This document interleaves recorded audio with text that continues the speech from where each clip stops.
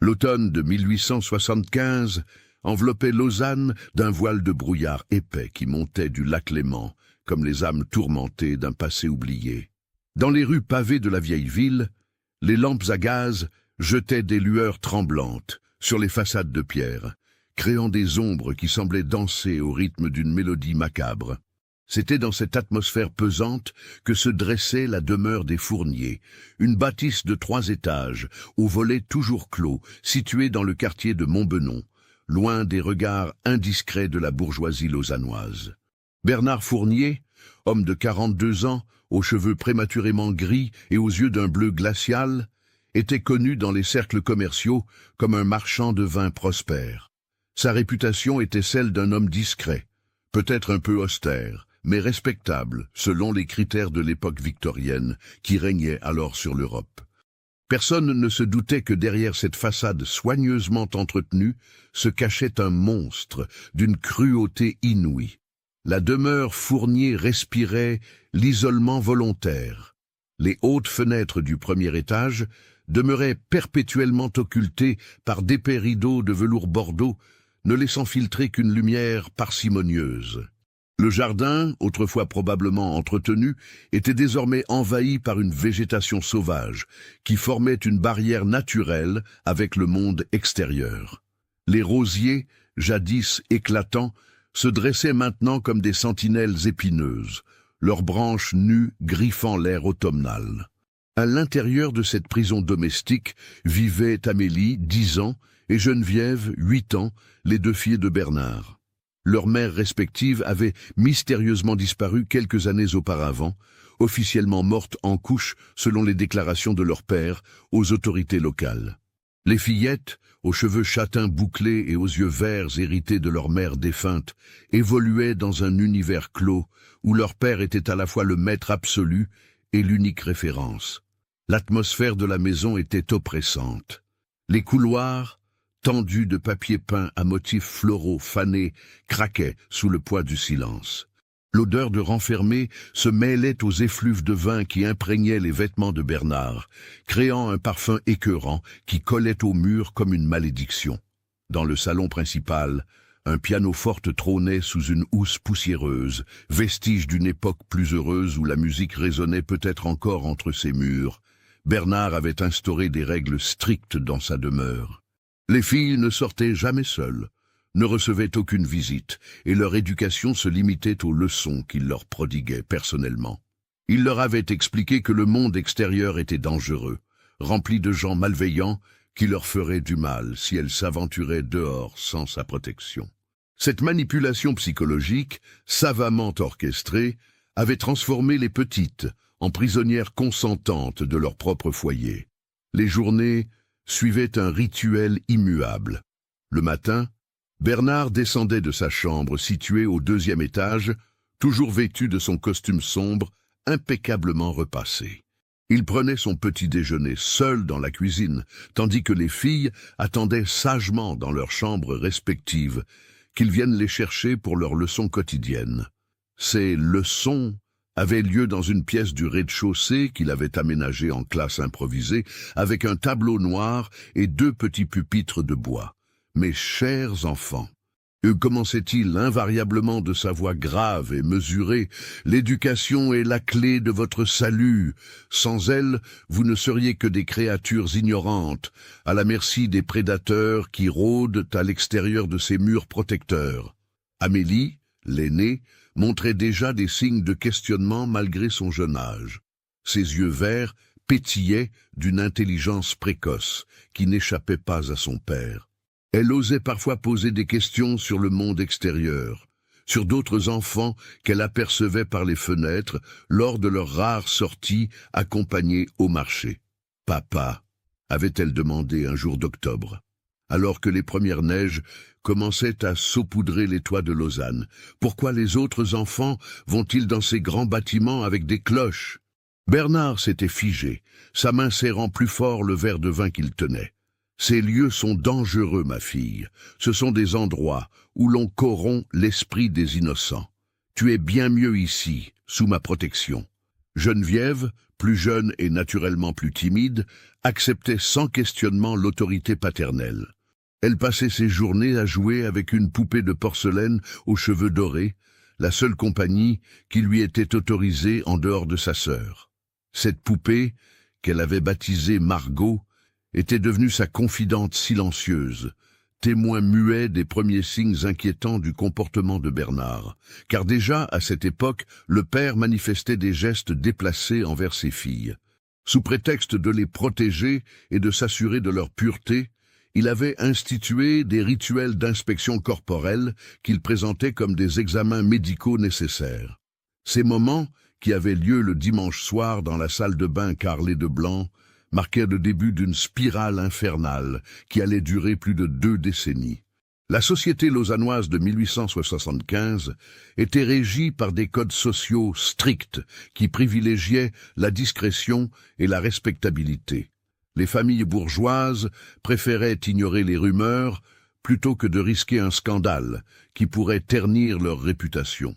Cette mentalité faisait le jeu de prédateurs comme Bernard, qui savait exploiter cette hypocrisie sociale pour masquer ses crimes. Monsieur Dutoit, le voisin le plus proche, un horloger à la retraite aux tempes grisonnantes, avait bien remarqué l'étrangeté de la famille Fournier. Il n'était pas rare qu'il entende, par les soirées d'hiver, des pleurs étouffés provenant de la demeure voisine. Mais conformément aux usages de l'époque, il préférait attribuer ces bruits à des chagrins ordinaires plutôt que d'imaginer la terrible réalité. « Ma femme », confiait-il parfois à son épouse Marguerite, une dame pieuse aux cheveux blancs, toujours coiffée en chignon. « Il me semble que ces petites filles pleurent souvent. Peut-être que Monsieur Fournier est un père trop strict. »« Voyons, Édouard, » répondait invariablement Marguerite en reprisant ses bas près de la cheminée. « Chaque père élève ses enfants comme il l'entend. Ce ne sont pas nos affaires. » Cette indifférence collective créait un cocon protecteur autour des agissements de Bernard. Les rares fois où les fillettes apparaissaient en public lors des courses hebdomadaires au marché de la Palude, leur comportement inhabituel, regard baissé, silence complet, proximité excessive avec leur père, était interprété comme de la timidité naturelle, plutôt que comme les signes d'une terreur profonde. Madame Rosier, la boulangère du quartier, une femme corpulente au sourire maternel, gardait néanmoins un œil attentif sur cette famille particulière. Son instinct maternel, aiguisé par des années passées à observer les familles du quartier, lui soufflait que quelque chose n'allait pas chez les Fournier. « Ces petites sont si pâles !» murmurait-elle à son mari Henri, un homme au caractère jovial, qui pétrissait le pain depuis l'aube. « Et avez-vous remarqué comme elles sursautent au moindre bruit? Ce n'est pas normal pour des enfants de leur âge. » Henri, les mains encore blanches de farine, haussait les épaules avec philosophie. Peut-être qu'elles sont simplement délicates. Après tout, elles ont perdu leur mère si jeune. Cela marque un enfant. Mais Madame Rosier n'était pas convaincue. Elle avait vu trop d'enfants dans sa vie pour ne pas reconnaître les signes de la peur. Il y avait dans les yeux d'Amélie et de Geneviève une gravité qui n'appartenait pas à l'enfance, une maturité forcée qui la mettait mal à l'aise. L'hiver de 1875 s'installait progressivement sur Lausanne, apportant avec lui des journées plus courtes et des nuits interminables. Dans la demeure Fournier, cette saison marquait le début d'une nouvelle phase dans l'horreur quotidienne vécue par les 2 fillettes. Bernard, peut-être enhardi par l'isolement naturel que procurait la mauvaise saison, commençait à franchir des lignes qu'il n'avait encore jamais osé dépasser. C'est par une soirée de décembre, alors que le vent du lac faisait gémir les volets de la maison, que Bernard pénétra pour la première fois dans la chambre d'Amélie après l'avoir couchée. La fillette, réveillée par le grincement de la porte, aperçut la silhouette de son père se découpant dans l'encadrement, éclairée par la faible lueur de la bougie qu'il tenait à la main. « N'aie pas peur, ma chérie, » murmura-t-il de sa voix devenue étrangement douce. « Papa vient seulement s'assurer que tu vas bien. » Ce qui se passa ensuite dans cette chambre d'enfant, aux murs ornés de papier peint à petites fleurs roses, marqua le début du calvaire qui allait définir les 23 années suivantes de la vie d'Amélie et de Geneviève. Les gestes de Bernard, d'abord présentés comme des marques d'affection paternelle, dépassèrent rapidement le cadre de ce qui était acceptable, même selon les critères de l'époque. L'innocence des fillettes, leur confiance naturelle envers l'autorité paternelle, facilitèrent cette première transgression.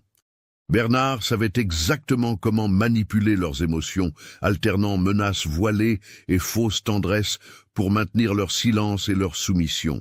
Il leur expliquait que ces jeux spéciaux étaient normaux entre un père et ses filles, que c'était une preuve d'amour particulier qu'elles devaient garder secrète. « Si tu en parles à quelqu'un », avait-il chuchoté à l'oreille d'Amélie, sa main posée sur sa gorge dans un geste qui se voulait tendre, mais qui contenait une menace implicite. « Les gens ne comprendraient pas. Ils pourraient nous séparer et tu ne voudrais pas perdre ta famille, n'est-ce pas ?» La manipulation psychologique était d'une efficacité redoutable. Les fillettes, privées de tout point de référence extérieure, acceptaient les explications de leur père comme des vérités absolues. Elles ne possédaient ni le vocabulaire ni la compréhension nécessaire pour identifier ce qui leur arrivait comme des agressions. Dans leur univers mental, tout ce que faisait papa était par définition correct et bienveillant. Ainsi se termina cette première année de calvaire pour la famille Fournier. 1875 s'achevait dans les brumes glacées du lac Léman, emportant avec elle les derniers vestiges de l'innocence d'Amélie et de Geneviève. La demeure de Montbenon, avec ses volets clos et ses secrets inavouables, s'apprêtait à devenir le théâtre d'horreur qui défierait l'imagination et marquerait à jamais l'histoire criminelle de la Suisse. Les cloches de la cathédrale de Lausanne sonnaient le réveillon du Nouvel An, leurs échos se perdant dans la nuit froide. Mais pour les deux petites prisonnières de leur propre foyer, ces carillons n'annonçaient pas l'espoir d'une nouvelle année, mais plutôt la continuation d'un cauchemar qui ne faisait que commencer. Dans les rues enneigées de la ville, les bourgeois célébraient dans leurs salons chauffés, ignorant qu'à quelques pas de leur festivité, un drame d'une ampleur inouïe se jouait dans le silence complice de l'indifférence sociale. L'affaire Fournier venait de naître, et avec elle, l'une des pages les plus sombres de l'histoire judiciaire suisse. D'où me suivez-vous? Laissez un commentaire. Les années qui suivirent, cette fatidique soirée de décembre 1875, virent s'installer une routine d'horreur dans la demeure des Fournier. Bernard, désormais libéré de ses derniers scrupules, développa un système d'oppression d'une sophistication terrifiante. Il avait transformé sa propre maison en une prison parfaite, où chaque élément était conçu pour maintenir ses victimes dans un état de soumission totale. L'hiver de 1876 apporta les premières transformations physiques de la demeure. Bernard fit installer de lourds verrous à l'intérieur des chambres de ses filles, officiellement pour leur sécurité, mais en réalité pour pouvoir les enfermer à sa guise. Il aménagea également le sous-sol de la maison, une cave humide aux murs de pierre brute qu'il transforma en ce qu'il appelait pompeusement sa cave d'éducation. Cette cave, éclairée uniquement par quelques bougies disposées dans des niches creusées dans la pierre, devint le théâtre principal des sévices que subissaient Amélie et Geneviève. Les murs suintaient constamment à cause de l'humidité du lac tout proche, créant une atmosphère malsaine qui ajoutait à l'horreur psychologique du lieu. Bernard y avait installé un lit de fortune, une table en bois grossier et quelques chaises branlantes. « Mes chères filles », leur expliquait-il avec un sourire qui ne parvenait pas à masquer la cruauté de ses intentions. Cette salle spéciale est réservée à notre éducation familiale. C'est ici que vous apprendrez les vraies leçons de la vie. Amélie, maintenant âgée de 11 ans, commençait à développer une compréhension confuse de ce qui lui arrivait. Son corps d'enfant subissait des transformations prématurées sous l'effet du stress et des traumatismes répétés. Elle avait perdu sa joie naturelle et ses sourires étaient devenus rares, remplacés par une gravité inquiétante pour son âge. Ses cheveux, autrefois brillants, avaient perdu leur éclat et son regard vert s'était voilé d'une mélancolie profonde. Geneviève, de son côté, développait des mécanismes de défense différents. À 9 ans, elle semblait s'être réfugiée dans un monde intérieur où la réalité ne pouvait plus l'atteindre. Elle parlait de moins en moins, préférant communiquer par geste ou par regard. Sa poupée Margot était devenue son seul refuge, et elle refusait de s'en séparer, même pendant les leçons de leur père. Bernard avait perfectionné ses techniques de manipulation au fil des mois. Il alternait savamment récompense et punition, créant chez ses filles un état de dépendance psychologique totale. Quand elles se montraient dociles, il leur offrait de petites douceurs, des bonbons rapportés du marché, un nouveau ruban pour leurs cheveux, ou l'autorisation de rester éveillées un peu plus tard. Mais la moindre résistance était immédiatement sanctionnée par des châtiments d'une cruauté raffinée. La désobéissance, leur répétait-il inlassablement, est le péché le plus grave qu'une fille puisse commettre envers son père. Dieu lui-même me donne le droit de vous corriger comme je l'entends. Bernard utilisait la religion comme un instrument de contrôle supplémentaire. Il avait créé sa propre interprétation des Écritures, dans laquelle l'obéissance absolue au Père était présentée comme un commandement divin. Chaque dimanche, il organisait des offices familiaux dans le salon, où il lisait des passages bibliques soigneusement sélectionnés pour justifier son autorité absolue. L'isolement des fillettes devenait de plus en plus total. Bernard avait cessé de les emmener au marché, prétextant qu'elles étaient trop fragiles pour supporter l'air extérieur. Il se chargeait seul des courses, ne laissant jamais ses filles sans surveillance. Les rares fois où quelqu'un frappait à la porte, un livreur, un voisin, un colporteur, il leur ordonnait de se cacher au sous-sol jusqu'à son départ. Cette stratégie d'invisibilisation portait ses fruits. Progressivement, les habitants du quartier oublièrent jusqu'à l'existence d'Amélie et de Geneviève. Monsieur Dutoit, le voisin horloger, finit par ne plus entendre les pleurs nocturnes, soit parce qu'ils avaient cessé, soit parce qu'il avait appris à ne plus y prêter attention. Madame Rosier, la boulangère, continuait parfois à s'inquiéter de ne plus voir les petites filles, mais ses questions à Bernard recevaient toujours des réponses plausibles. « Mes filles sont souffrantes », expliquait-il avec un air de préoccupation parfaitement joué. « Le médecin m'a recommandé de les maintenir au repos complet. Vous comprenez, après la perte de leur mère, elles sont d'une constitution très délicate. » En réalité, aucun médecin n'avait jamais examiné Amélie ou Geneviève. Bernard se chargeait personnellement de tous leurs soins, y compris des plus intimes.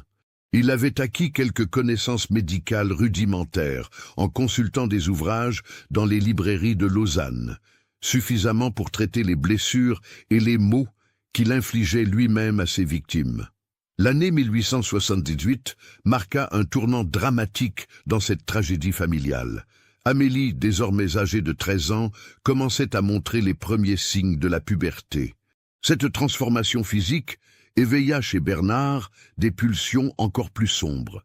Il intensifia ses visites nocturnes, prétextant qu'il devait surveiller le développement de sa fille pour s'assurer qu'elle grandisse correctement. « Tu deviens une femme, ma chérie », lui disait-il en parcourant son corps d'enfant de ses mains calleuses. « Et en tant que ton père, il est de mon devoir de t'enseigner ce qu'une femme doit savoir pour rendre son mari heureux. » Ces enseignements prenaient la forme d'agressions de plus en plus violentes et explicites.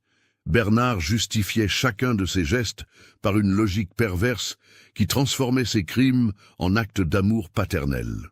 Il avait créé un univers mental où l'inceste devenait non seulement acceptable, mais nécessaire à l'éducation de ses filles. Geneviève, observant les changements dans le comportement de son père envers sa sœur aînée, développait une terreur anticipatoire de ce qui l'attendait quand viendrait son tour. À 11 ans, elle gardait encore l'apparence d'une enfant, mais elle savait instinctivement que cette protection temporaire ne durerait pas éternellement. Les deux sœurs avaient développé un langage secret fait de regards et de gestes pour communiquer sans alerter leur père. Elles se soutenaient mutuellement dans l'épreuve, partageant leurs peurs et leurs espoirs timides. Amélie, malgré son jeune âge, avait pris le rôle de protectrice de sa cadette, essayant de détourner l'attention de Bernard sur elle pour épargner Geneviève le plus longtemps possible. « Ne pleure pas, petite sœur », chuchotait-elle lors des rares moments où elles étaient seules. « Un jour nous partirons d'ici, un jour nous serons libres. Mais cette liberté semblait de plus en plus hypothétique à mesure que les années passaient. Bernard renforçait constamment son contrôle, anticipant chaque tentative d'évasion ou de rébellion. Il avait installé des systèmes d'alarme rudimentaires, des grelots attachés aux portes et aux fenêtres qui l'alertaient du moindre mouvement nocturne de ses prisonnières. L'année 1880 apporta une nouvelle dimension d'horreur à leur calvaire. Amélie, maintenant âgée de 15 ans, tomba enceinte pour la première fois. Cette grossesse, fruit des viols répétés de son père, fut accueillie par Bernard comme une victoire personnelle, la preuve tangible de sa domination totale sur sa fille. « Tu vois, » lui disait-il en caressant son ventre qui s'arrondissait, « tu portes en toi la continuation de notre lignée. C'est le plus beau cadeau qu'une fille puisse faire à son père. » Amélie, terrifiée par ce qui lui arrivait, ne comprenait pas entièrement les implications de son état. Elle n'avait reçu aucune éducation sur la reproduction humaine en dehors des explications déformées de son père. La grossesse était présentée comme une bénédiction divine, une récompense pour sa bonne conduite. Bernard prit soin personnellement de cette première grossesse, consultant discrètement des manuels d'obstétrique et achetant les fournitures nécessaires sans éveiller les soupçons. Il avait transformé une partie du sous-sol en infirmerie improvisée, où il comptait procéder à l'accouchement sans faire appel à une sage-femme ou à un médecin. Les mois de grossesse d'Amélie furent marqués par une intensification des violences psychologiques. Bernard alternait entre des moments de tendresse possessive, où il traitait sa fille enceinte comme une épouse bien-aimée, et des accès de colère terrifiante quand elle ne répondait pas à ses attentes. Il avait établi un régime strict pour elle, contrôlant son alimentation, ses activités et même ses pensées. « Cet enfant, lui répétait-il, est notre secret le plus précieux. Si quelqu'un découvrait notre bonheur, ils essaieraient de nous le voler. Tu ne veux pas qu'on nous sépare, n'est-ce pas ?» Geneviève assistait impuissante à la transformation de sa sœur. À 13 ans, elle comprenait désormais parfaitement ce qui l'attendait. Elle voyait dans le ventre rond d'Amélie l'image de son propre avenir, et cette perspective la plongeait dans une mélancolie profonde qui inquiétait même Bernard. L'accouchement eut lieu par une nuit d'hiver de 1881, dans le sous-sol humide transformé en salle de torture médicale. Bernard, armé de ses connaissances livresques et de sa détermination fanatique, procéda à la délivrance de sa fille avec une brutalité qui faillit coûter la vie à la mère et à l'enfant. Les cris d'Amélie résonnèrent dans toute la maison, mais les murs épais et l'isolement de la demeure empêchèrent tout voisin de les entendre. L'enfant qui naquit cette nuit-là était une fille pâle et chétive, marquée par la consanguinité mais vivante. Bernard la prit dans ses bras avec un mélange de fierté et de possessivité qui glaçait le sang. Il l'avait déjà baptisée mentalement Céleste, car elle représentait à ses yeux la perfection de son projet dynastique. « Regarde ce que nous avons créé ensemble, » dit-il à Amélie, épuisée, en lui présentant le nourrisson. « Elle est le fruit de notre amour pur, non contaminé par le monde extérieur. » Cette naissance marquait le début d'une nouvelle phase dans l'horreur domestique des Fournier. Bernard avait désormais une troisième victime potentielle, et ses ambitions dynastiques ne faisaient que commencer. Il envisageait déjà d'autres grossesses, d'autres enfants, pour créer ce qu'il considérait comme une lignée parfaite, entièrement sous son contrôle. Les années suivantes virent se succéder grossesses et accouchements dans le plus grand secret. Amélie porta 6 autres enfants entre 1881 et 1885, dont 3 survécurent aux conditions précaires de leur naissance. Geneviève, devenue à son tour victime des agressions de son père à partir de 1883, connut sa première grossesse l'année suivante, alors qu'elle n'avait que 16 ans. Chaque naissance était célébrée par Bernard comme un triomphe personnel, mais pour les 2 femmes, elles représentaient autant de chaînes supplémentaires qui les liaient à leur bourreau. Les enfants, élevés dans l'ignorance de leur véritable filiation, appelaient Amélie et Geneviève maman et Bernard grand-papa, perpétuant ainsi le mensonge familial orchestré par le patriarche. La demeure de Montbenon était devenue une ruche dysfonctionnelle où s'entassaient désormais plusieurs générations issues du même géniteur. Bernard régnait en maître absolu sur cette progéniture qu'il considérait comme sa propriété personnelle, planifiant déjà les unions futures entre ses enfants, petits-enfants, pour perpétuer sa lignée maudite.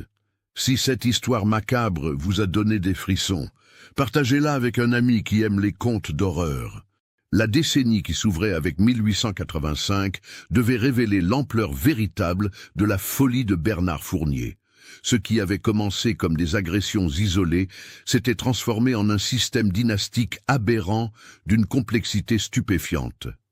La demeure de Montbenon abritait désormais une famille de 11 personnes, toutes liées par des liens de sang qui défient l'entendement humain. Bernard, maintenant âgé de 52 ans, avait développé une philosophie personnelle qui justifiait ses actes les plus abominables. Il se percevait comme un visionnaire, un pionnier de la purification génétique familiale, convaincu que sa méthode produirait des descendants d'une supériorité naturelle. Cette délusion grandissante l'avait conduit à tenir des journaux détaillés de ses expériences, documents qu'il cachait dans un coffre-fort dissimulé derrière une bibliothèque de son bureau. Aujourd'hui, 15 mars 1885, écrivait-il de sa plume méticuleuse, j'observe avec satisfaction les progrès de mon œuvre. Amélie porte son 7e enfant avec une résignation qui prouve sa compréhension de notre mission sacrée. Les petits grandissent en harmonie, ignorant les conventions hypocrites du monde extérieur qui corrompent les familles ordinaires. La réalité était bien différente de ces divagations.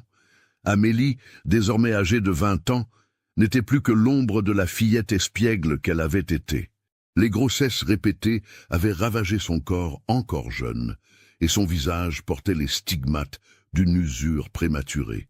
Ses cheveux, autrefois châtain clair, avaient pris une teinte terne, et ses yeux verts s'étaient enfoncés dans leurs orbites, cernés de violet par la fatigue chronique et la malnutrition. Geneviève, à 18 ans, suivait malheureusement la même trajectoire. Sa première grossesse, en 1884, avait été particulièrement difficile, et l'accouchement clandestin pratiqué par Bernard avait failli lui coûter la vie. L'enfant, un garçon qu'elle avait appelé Paul dans son cœur, mais que Bernard avait rebaptisé Auguste, présentait des déficiences qui témoignaient des ravages de la consanguinité. Les enfants de cette union maudite grandissaient dans un environnement d'une toxicité psychologique extrême. Bernard avait créé un système éducatif personnel où il enseignait à sa descendance que leur famille était élue, différente et supérieure aux autres. Il leur inculquait une méfiance pathologique envers le monde extérieur, leur expliquant que personne ne pourrait comprendre leur bonheur familial unique. Céleste, la première née d'Amélie, était devenue, à 4 ans, une enfant étrangement mature, capable de réciter par cœur les maximes que lui enseignait Bernard sur la pureté familiale. Ses frères et sœurs, Marie-Claire, Édouard et Lucien, montraient tous des signes préoccupants de développement retardé ou de malformations mineures qui trahissaient leur origine consanguine.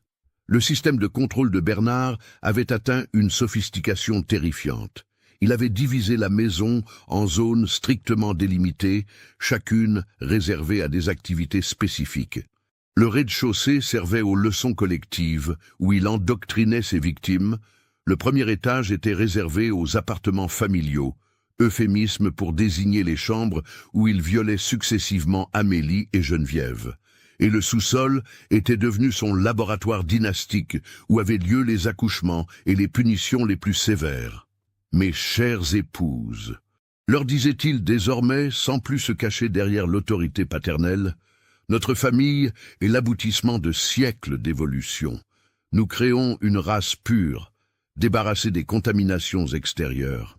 Cette évolution du discours révélait l'ampleur de sa déconnexion avec la réalité. Bernard ne se considérait plus comme un père abusif, mais comme le patriarche d'une dynastie révolutionnaire. Il avait même commencé à rédiger ce qu'il appelait ses mémoires dynastiques, un manuscrit délirant où il exposait sa vision d'un monde gouverné par des familles purifiées selon ses méthodes. L'année 1887 marqua un tournant dramatique avec l'arrivée à maturité de Céleste.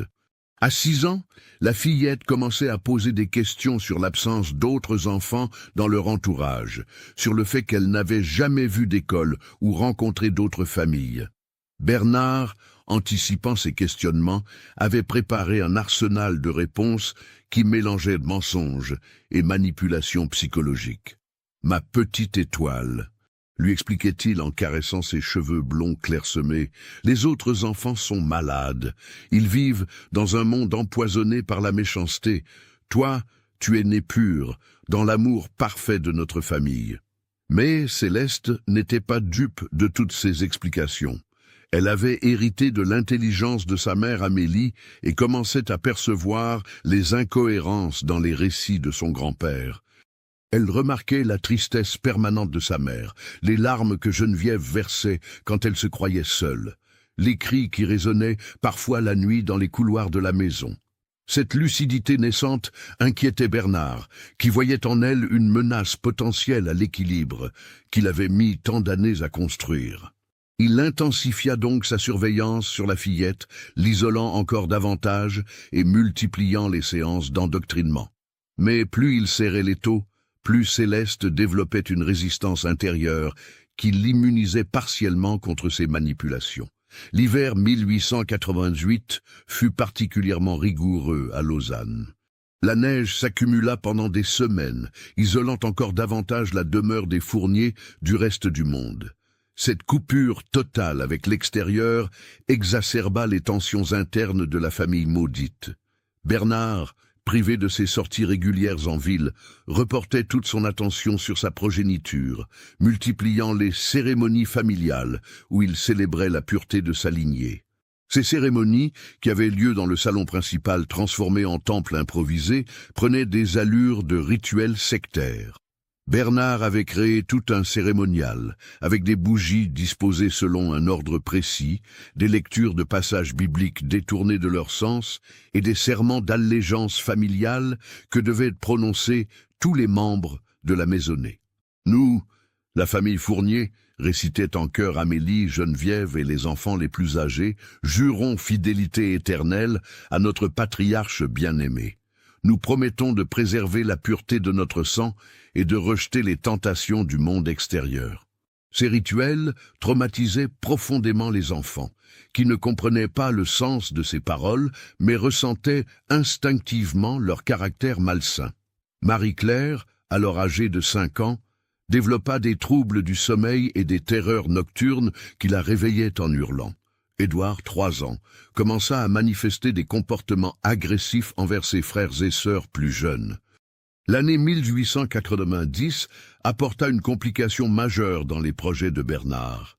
Céleste, maintenant âgée de 9 ans, commençait à montrer des signes de développement précoce qui éveillaient chez lui des pulsions qu'il n'osait encore avouer.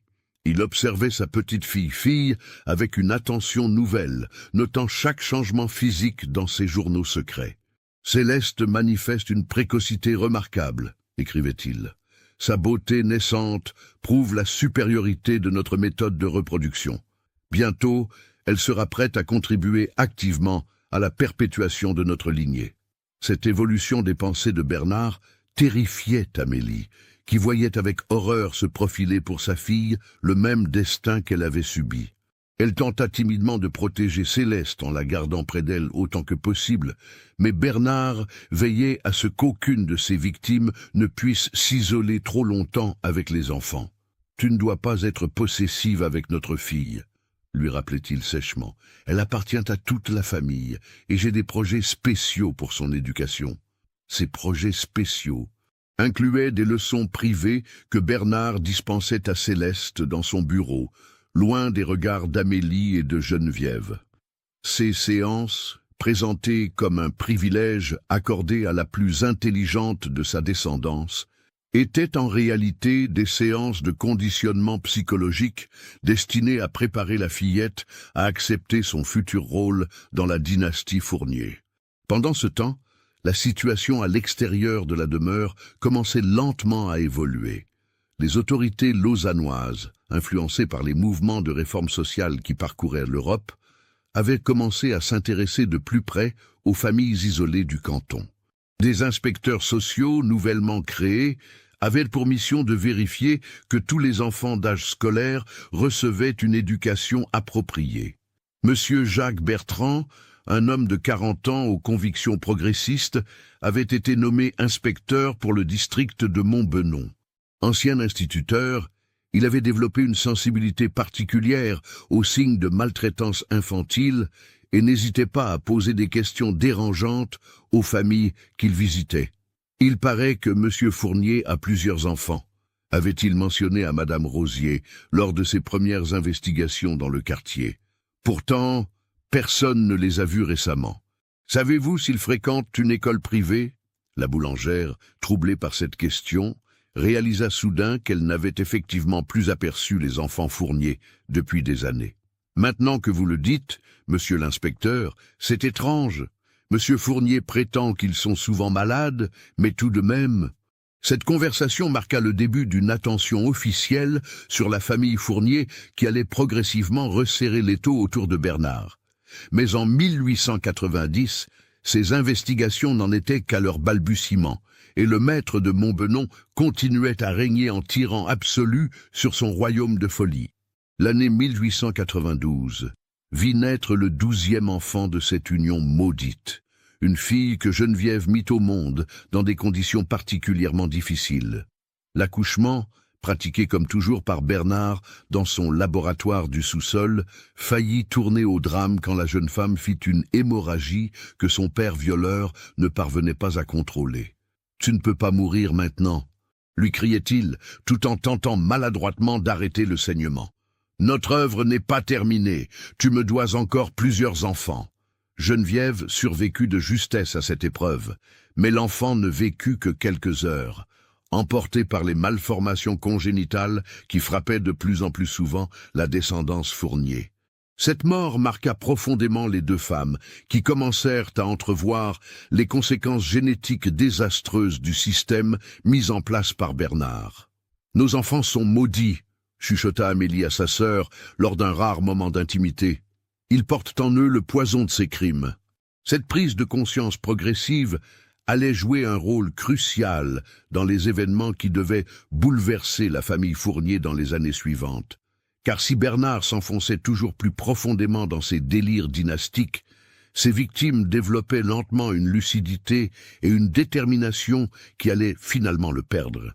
L'année 1895 s'achevait sur une famille élargie de 15 personnes, toutes prisonnières d'un homme dont la folie avait transformé une demeure bourgeoise en laboratoire de l'horreur humaine. Mais dans l'ombre, des forces commençaient à se mobiliser qui allaient bientôt faire vaciller cet empire du mal. Soutenez notre chaîne en cliquant sur le bouton Merci en forme de cœur afin que nous puissions continuer à vous proposer des histoires aussi sombres et captivantes que celle-ci. L'année 1896 marqua le début de la fin pour Bernard Fournier et son royaume d'horreur. Plusieurs événements convergents allaient ébranler les fondations de son système oppressif et ouvrir la voie à la révélation de ses crimes abominables. Le premier de ces événements fut l'arrivée dans le quartier de Montbenon d'un nouveau résident qui allait jouer un rôle déterminant dans la libération de la famille Fournier. Henri Ducret, un jeune boulanger de 28 ans, avait repris l'échoppe de Madame Rosier, qui prenait sa retraite après 40 ans de service dans le quartier. Ducret, originaire de Genève, apportait avec lui des idées progressistes et une sensibilité sociale aiguisée par ses années de formation dans une ville plus cosmopolite que Lausanne. Dès ses premiers jours d'installation, il remarqua l'étrangeté de la demeure Fournier et l'isolement de ses habitants. « Cette maison me fait froid dans le dos », confia-t-il à sa femme Louise, une femme énergique de 26 ans, qui l'aidait à gérer la boulangerie. « Il y a quelque chose de malsain dans l'air autour de cette propriété. » Louise, qui avait grandi dans une famille nombreuse et aimante, était particulièrement sensible aux signes de détresse infantile. Quand Madame Rosier lui raconta l'histoire des enfants Fournier qu'on ne voyait jamais, son instinct maternel se réveilla immédiatement. « Henri, dit-elle à son mari, nous devons faire quelque chose. Des enfants qui ne sortent jamais, ce n'est pas normal. Et ce monsieur Fournier, il y a quelque chose de troublant dans son regard quand il vient acheter son pain. » Bernard, effectivement, continuait ses visites régulières à la boulangerie, mais son comportement avait évolué au fil des années. L'isolement et ses crimes répétés avaient altéré sa personnalité de manière visible. Il parlait parfois tout seul, marmonnant des phrases incohérentes sur la pureté du sang et la mission divine de sa famille. Ses vêtements, autrefois impeccables, montraient des signes de négligence, et son hygiène personnelle s'était dégradée. « Mes enfants grandissent magnifiquement », répétait-il à Henri Ducré avec un sourire inquiétant. « Ils sont si purs, si parfaits. Vous ne pouvez pas imaginer à quel point ils sont parfaits. » Cette obsession de la perfection de sa progéniture sonnait faux aux oreilles d'Henri, qui avait grandi entouré de nombreux frères et sœurs. Il savait que les parents normaux ne parlaient pas de leurs enfants avec cette intensité malsaine, et il commença à noter mentalement tous les détails troublants du comportement de Bernard. L'occasion d'une première approche directe se présenta en mai 1896, quand Henri aperçut furtivement une silhouette d'enfant derrière l'une des fenêtres de la demeure Fournier. C'était Céleste, maintenant âgée de 15 ans, qui avait profité d'un moment d'inattention de Bernard pour regarder à l'extérieur. Leurs regards se croisèrent pendant quelques secondes, et Henri fut frappé par l'expression de détresse muette qu'il lut dans les yeux de l'adolescente. « Louise, dit-il à sa femme ce soir-là, j'ai vu l'une des filles Fournier aujourd'hui. Elle avait l'air terrifiée et si pâle, comme si elle ne voyait jamais la lumière du soleil. » Ce fut Louise qui eut l'idée d'organiser une visite de courtoisie sous prétexte d'apporter des pâtisseries aux nouvelles familles du quartier. Cette stratégie, socialement acceptable dans la Suisse bourgeoise de l'époque, leur permettrait d'évaluer la situation de l'intérieur sans éveiller les soupçons de Bernard. La visite eut lieu un dimanche après-midi de juin 1896. Louise, accompagnée d'Henri et portant un panier de brioches fraîches, frappa à la porte des Fourniers avec le sourire avenant d'une voisine bienveillante. Ce fut Bernard lui-même qui ouvrit, manifestement contrarié par cette intrusion inattendue. « Que voulez-vous » demanda-t-il sèchement, sans inviter ses visiteurs à entrer. « Nous sommes vos nouveaux voisins », répondit Louise avec une amabilité forcée. « Je suis Madame Ducré et voici mon mari Henri. Nous avons repris la boulangerie et nous souhaitions faire connaissance avec les familles du quartier. » Bernard, pris au dépourvu, ne pouvait refuser sans paraître grossier. Il entrebâilla la porte et fit entrer le couple dans le salon, non sans avoir jeté un regard anxieux vers l'escalier menant aux étages supérieurs. L'intérieur de la demeure frappa immédiatement les visiteurs par son atmosphère oppressante. L'air était vicié, chargé d'odeurs de renfermé et de quelque chose d'indéfinissable qui rappelait la maladie. Les meubles, bien que de qualité, étaient couverts de poussière, et une lumière blafarde filtrait à travers les rideaux constamment tirés. « Où sont vos enfants » demanda Louise avec une innocence calculée. « J'aimerais beaucoup les rencontrer. » Le visage de Bernard se crispa imperceptiblement. « Ils se reposent, » répondit-il. « Ils sont d'une constitution délicate et ne reçoivent pas de visite. » Mais à cet instant précis, un bruit de pas se fit entendre à l'étage, suivi d'un pleur de nourrisson qui perça le silence de la maison. Bernard pâlit et se dirigea précipitamment vers l'escalier. « Excusez-moi, » marmonna-t-il, « je dois voir ce qui se passe. » Pendant son absence, Henri et Louise échangèrent un regard entendu. L'atmosphère de la maison confirmait tous leurs soupçons. Il y avait quelque chose de profondément anormal dans cette demeure, quelque chose qui dépassait la simple excentricité d'une famille isolée. Quand Bernard redescendit, quelques minutes plus tard, il était accompagné d'une jeune femme que les visiteurs identifièrent immédiatement comme Amélie.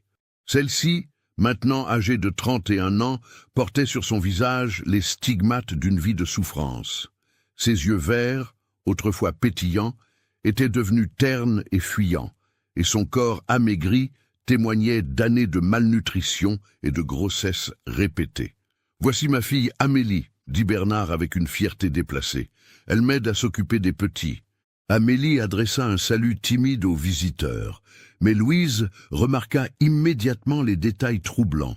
les mains tremblantes de la jeune femme, les marques de coups mal cicatrisés sur ses bras, et surtout ce regard désespéré qui semblait appeler au secours. « Enchanté de faire votre connaissance, » dit Louise en s'approchant d'Amélie. « Vous devez être très courageuse pour élever tant d'enfants. » À ces mots, Amélie éclata en sanglots, un torrent de larmes qui semblait jaillir du plus profond de son être.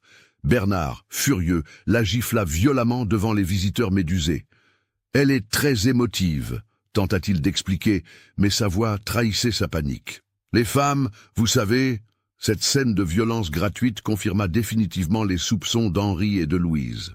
Ils prirent congé rapidement, prétextant ne pas vouloir déranger davantage, mais ils avaient vu tout ce qu'ils avaient besoin de voir. « Henri, » dit Louise dès qu'ils furent sortis de la maison, « cette femme est terrorisée. Et cette violence, ce n'est pas normal. Nous devons prévenir les autorités. » Mais Henri, plus prudent, savait que de simples soupçons ne suffiraient pas à convaincre la police de l'époque, peu encline à s'immiscer dans les affaires familiales. Il fallait des preuves plus solides, des témoignages plus précis. « Nous devons d'abord en apprendre davantage, » dit-il, « et peut-être trouver un moyen d'entrer en contact avec cette malheureuse. » L'occasion se présenta plus tôt qu'il ne l'espérait. Quelques jours après leur visite, Bernard se rendit à la boulangerie dans un état de nervosité extrême. Ses mains tremblaient quand il tendit l'argent pour payer son pain, et il ne cessait de jeter des regards inquiets par-dessus son épaule. « Monsieur Fournier, » dit Henri avec une sollicitude feinte, « vous n'avez pas l'air bien. Puis-je vous aider ?»« Non, non, » répondit Bernard précipitamment. « Tout va bien, ma famille va très bien même. » Mais cette protestation excessive ne faisait que confirmer le contraire. Henri décida de jouer le tout pour le tout.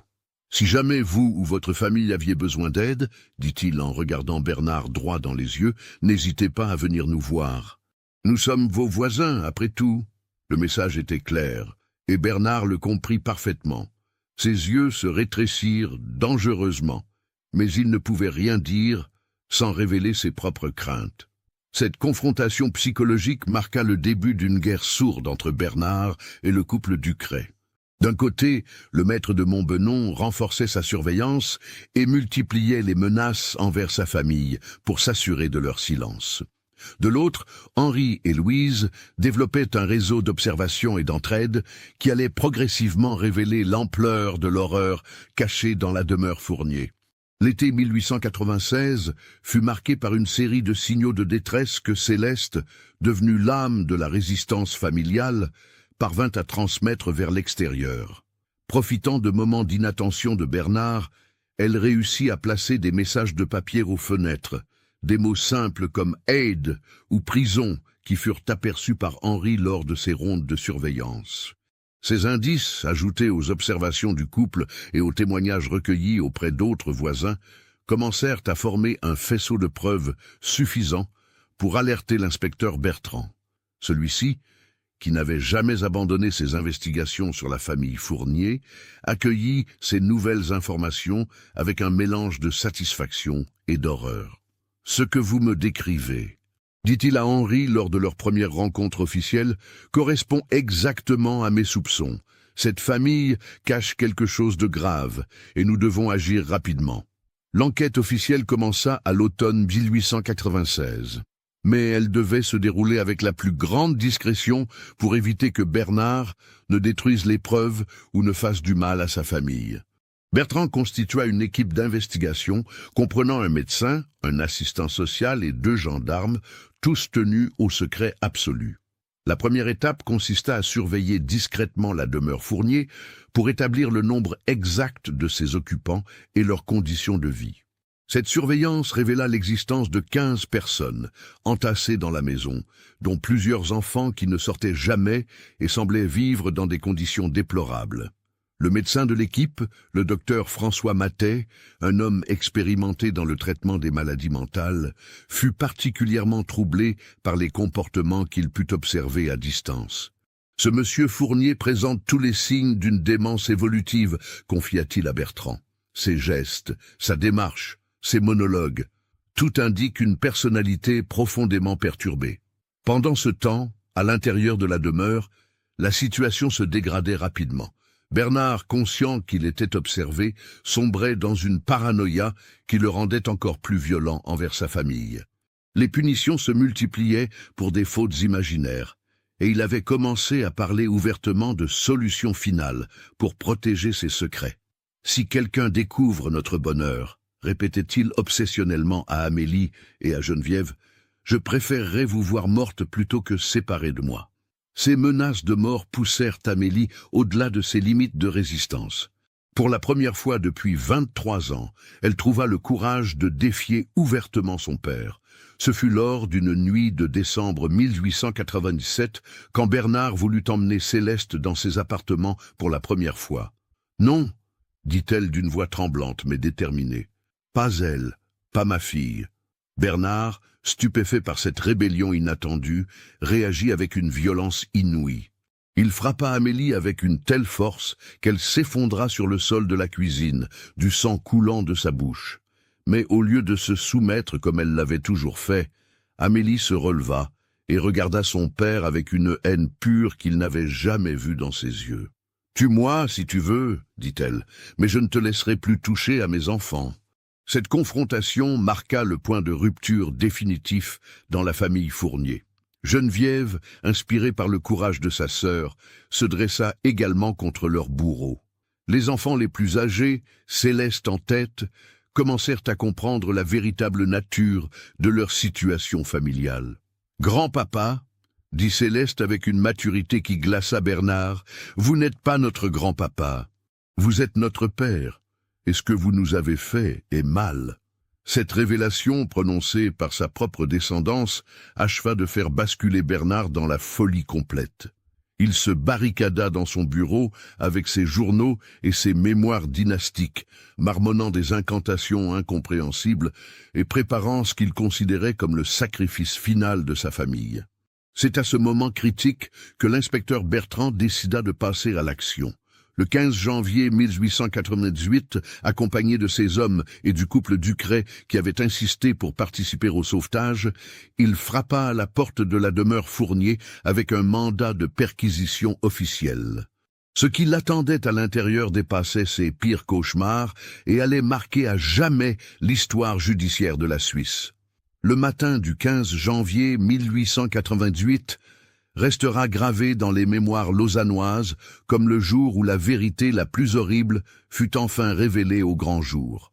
Quand l'inspecteur Bertrand et son équipe pénétrèrent dans la demeure Fournier, ils découvrirent un spectacle qui défia leur compréhension et ébranla leur foi en l'humanité.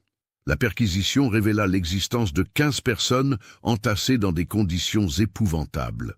Amélie et Geneviève, amaigries et marquées par les violences répétées, furent trouvées dans un état de terreur extrême, serrant contre elles des enfants au visage creusé par la malnutrition.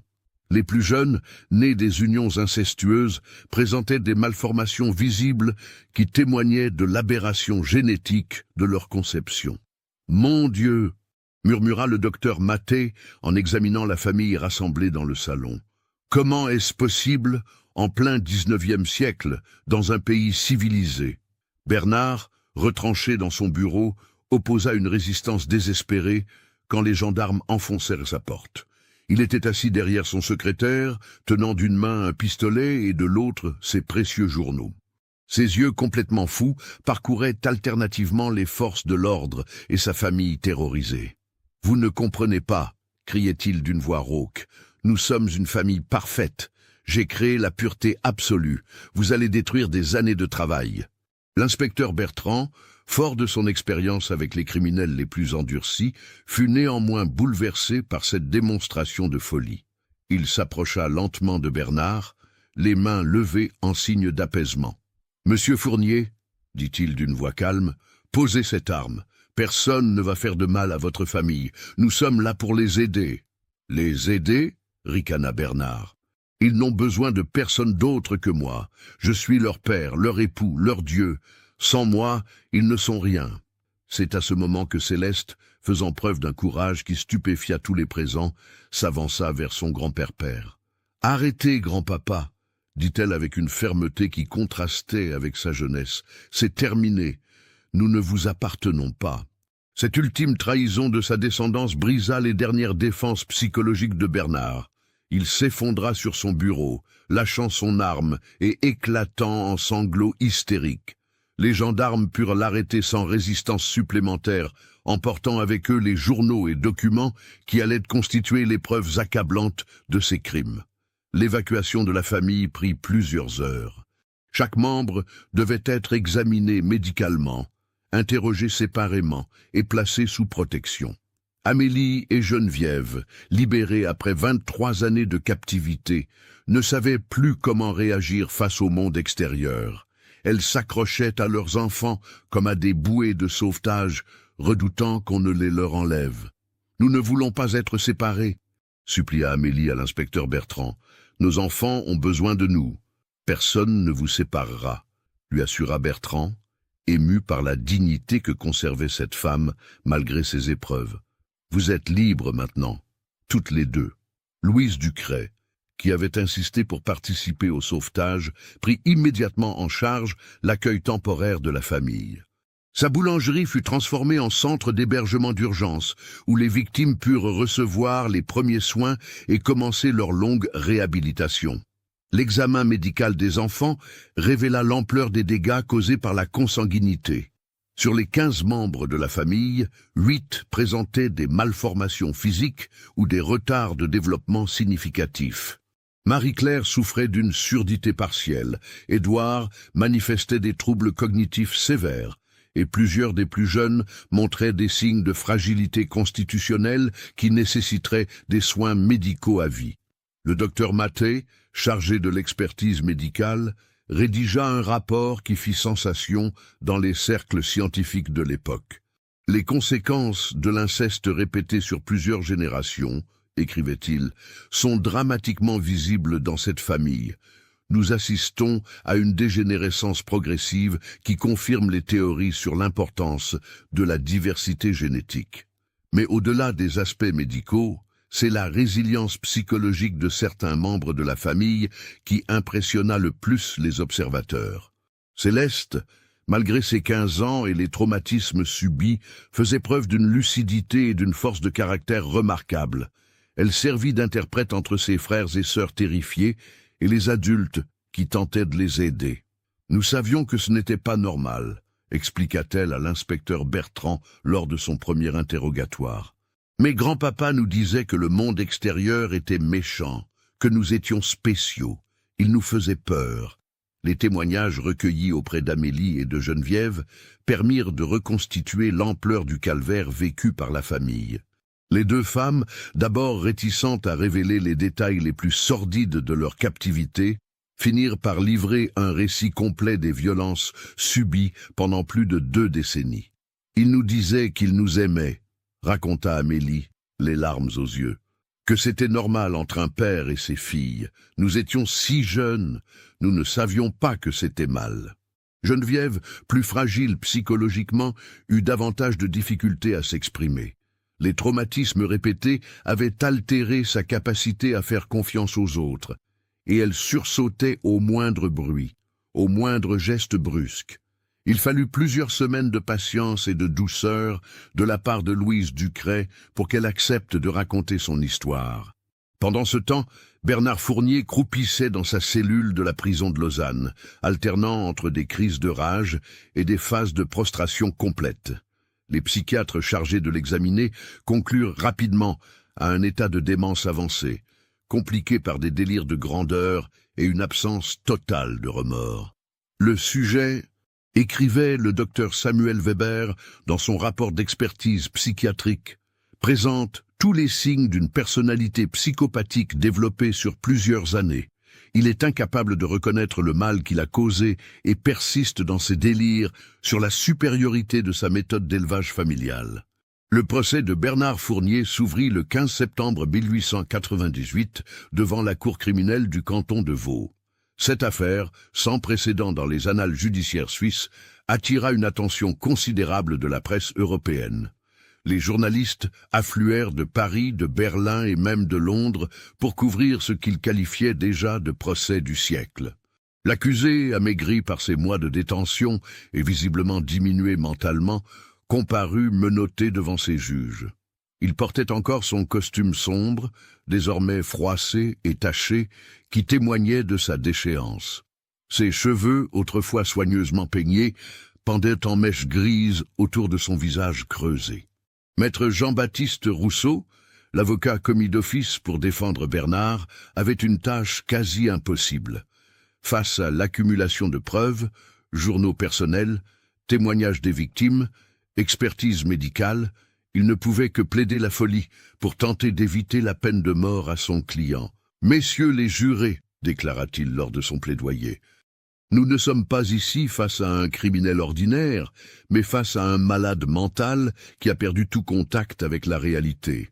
Bernard Fournier n'est plus responsable de ses actes depuis des années. » Mais cette défense se heurta à la détermination du procureur général, maître Pierre-Antoine Dufour, qui réclamait la peine capitale pour l'accusé. Dans un réquisitoire qui fit date dans l'histoire judiciaire suisse, il détailla minutieusement les crimes commis par Bernard et leur impact sur ses victimes. « Ce homme, tonna-t-il en pointant l'accusé du doigt, a transformé sa propre demeure en enfer sur terre. Il a violé, torturé et détruit la vie de ses propres enfants pendant plus de 20 ans. Aucune circonstance atténuante ne peut excuser de tels actes. » Les témoignages d'Amélie et de Geneviève, bien que difficiles à entendre, furent déterminants pour la condamnation de Bernard.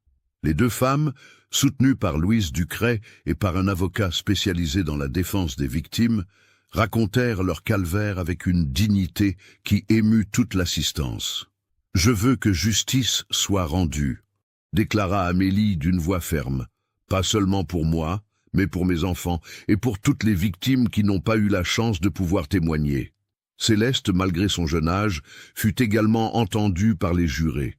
Son témoignage, empreint d'une maturité précoce, mais aussi d'un espoir touchant, marqua profondément l'opinion publique. « Grand-papa nous faisait croire que nous étions spéciaux, dit-elle.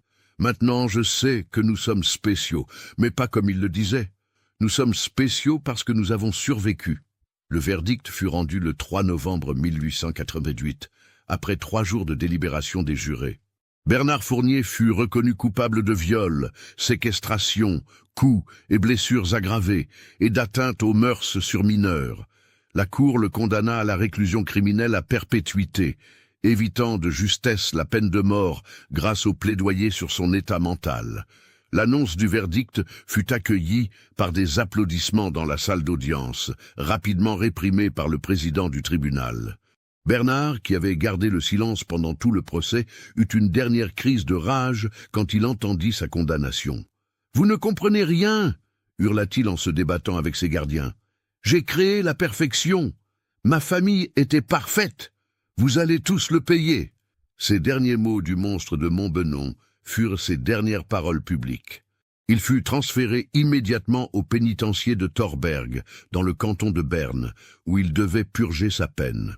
Pendant ce temps, la réhabilitation de sa famille se poursuivait sous la bienveillante supervision de Louise et Henri Ducret. Le couple, qui n'avait pas d'enfants, avait officieusement adopté toute la famille Fournier, leur offrant non seulement un toit, mais aussi l'affection et la stabilité dont ils avaient été privés pendant tant d'années. Amélie, lentement, apprenait à redécouvrir le monde extérieur. À 33 ans, elle découvrait pour la première fois la liberté de sortir seule, de faire des choix, de parler à d'autres adultes sans craindre les représailles.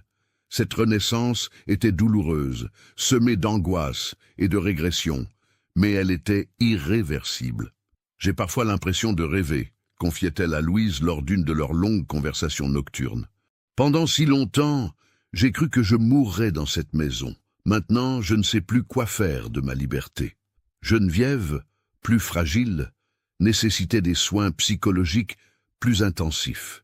Elle avait développé une phobie des hommes qui rendait sa réinsertion sociale particulièrement difficile. Seul Henri Ducret et le docteur Maté parvenaient à l'approcher sans déclencher des crises d'angoisse.